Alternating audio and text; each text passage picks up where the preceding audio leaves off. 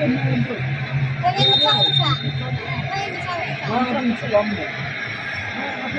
underway again.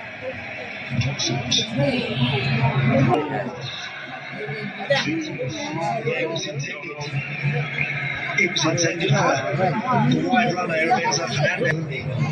Apoplectic rage below us. He is an emotional character.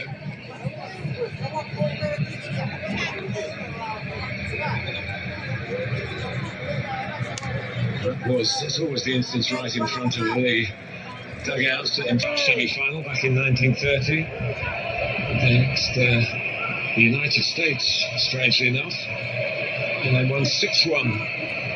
The crowd was 73,000, so it wasn't a slow burner in that respect. Only 13 nations compared to 48 in this one.